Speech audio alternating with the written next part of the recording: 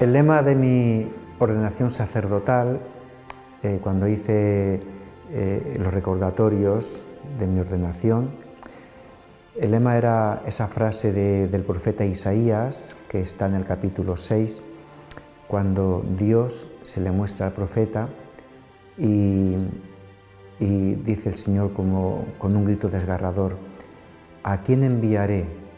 ¿Quién irá de mi parte? Y entonces el profeta Isaías le responde al Señor: heme aquí, envíame. Esa fue la frase que yo elegí como lema sacerdotal de mi ordenación y de toda mi vida, y es lo que sentí en ese momento, y creo que lo sigo sintiendo, ¿no? Me ordené con 24 años, en aquel tiempo era así, se podía uno ordenar con 24 años, y actualmente no, es con 25, ¿verdad?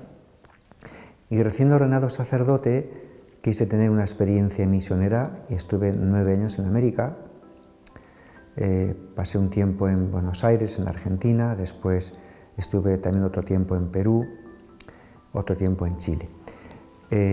Cuando partí para América de misionero, no sabía si iba a volver o no, en fin. Era para mí algo, un mundo desconocido, nunca había salido de España, nunca había salido de mi casa, excepto para ir al seminario. Fue tal el dolor que sentí en mi corazón al despedirme de mis padres, al despedirme de la patria, de España, que en ese momento yo interiormente le decía al Señor: Señor, este dolor, porque fue un dolor muy vivo, más grande que el que sentí cuando dejé mi casa para irme al seminario, ¿no? Que aunque fue un dolor, sin embargo yo estaba contento y feliz de ir a donde Dios me pedía, ¿no? Pero en aquella ocasión fue distinto. A los pocos meses de ordenarme y marcharme a América, marcharme a un lugar desconocido, fue desgarrador, y lo recuerdo como el primer día ahora mismo, ¿no? Que le dije al Señor: Señor, todo este sufrimiento te lo ofrezco a ti, todo es para ti, lo hago por ti y solamente por ti y por tu amor. Y así pasé en América 9 años de misionero. Fueron, lo dije, lo he dicho y lo seguiré diciendo, los años más felices de mi vida como sacerdote. Voy a contar una anécdota que me pasó cuando estuve en Perú. Estaba en el altiplano andino, en el Cuzco, y en aquel tiempo estaba muy vivo este grupo terrorista que se llamaba Sendero Luminoso, como aquí en España en su época la ETA, ¿verdad? Pues no sé de qué manera, ni cómo ni por qué, pues un grupo de Sendero Luminoso vino a buscarme para matarme. Y cuando llegaron al pueblo donde estaba yo de cura, pues no estaba en ese momento yo, venía de otra aldea, de camino, montado en un caballo. En mi vida había montado a caballo. Una vez el caballo se empezó a galopar, con miedo de que se me caerme al suelo, y otra vez me perdí por un lugar en el que había, me dijo el guía: esto está infectado de pumas. Digo: madre mía, infectado de pumas. Bueno, pues cuando llegaron, yo no estaba en la parroquia, obviamente, entonces los de Sendero Luminoso pues se enfadaron y mataron a 2 o 3 personas del pueblo y se marcharon, ¿no? Yo llegué al poquito rato, o sea, marcharse ellos y llegar yo, o sea, que si hubieran detenido un poquito me hubieran pillado, ¿no?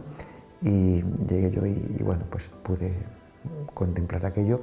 Mataron a otros sacerdotes de otras parroquias cercanas que hoy en día están beatificados. De modo que si me hubieran matado en aquel tiempo, ya estaría en los altares. El Señor no ha querido que esté todavía tan por todos los altares. Bueno, pero es así, ¿no? La vocación es universal. En cierta ocasión, no hace mucho también, tuve como una especie de bajón espiritual, ¿no? Y pensé: pero Manuel, ¿cómo vas a ir al cielo con lo malo que eres si no has hecho nada? Y recuerdo que eso fue hace unos meses, ¿verdad? Fui a confesarme con un compañero y igual, ¿no? Se lo dije y me dice el confesor, mi compañero, me dice: pero Manuel, ¿cómo dices esas cosas?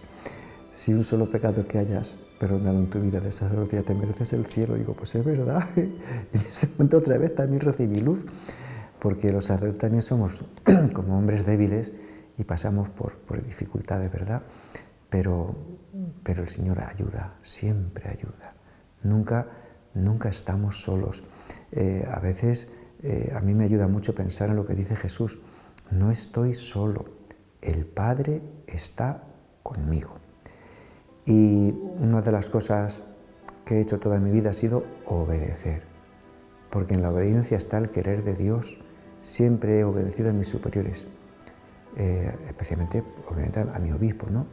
A donde me haya mandado. Cuando he tenido que cambiar de parroquia por diferentes circunstancias, sobre todo la primera vez, pues también mi primera parroquia, mi primer amor, pues uno se enamora de la parroquia, de los feligreses y tal, y cuando tienes que cambiar, pues es como que se te parte el corazón. Pero bueno, es que las almas no son mías, son de Dios, y yo soy siervo del Señor, y ya está. Y entonces, donde vaya, tengo que ser siempre cura. No puedo hacer otra cosa, ni ser otra cosa. Y en todas partes voy a encontrar almas, como decía San Juan Bosco: dame alma, Señor, y llévate todo lo demás. Y lo que importa es que yo sea un hombre de Dios, un hombre de Cristo. Es verdad lo que dijo en cierta ocasión el Papa Francisco, que tenemos que tener los curas olor a ovejas. Pero las ovejas se acercan al pastor si huele a Cristo, ¿eh? Y eso es lo que tiene que ser el sacerdote, perfume de Cristo, ¿eh? Y si soy perfume de Cristo y huelo a Cristo y en mí está Cristo y lo vivo y lo pues la gente se acerca. Como decía San Manuel González García, el obispo del Sagrario Abandonado, qué diferente es cuando un sacerdote habla de Cristo en las homilías cuando ha hecho oración que cuando no ha hecho oración. Eso se nota, ¿verdad? Así que pues eso es lo que tengo que decir. Como decía el Papa San Juan Pablo II, soy un hombre para los demás, pero no un hombre cualquiera, un hombre de Dios. Eso es lo que tengo que ser, porque vivo yo, mas ya no yo, sino Cristo quien vive en mí.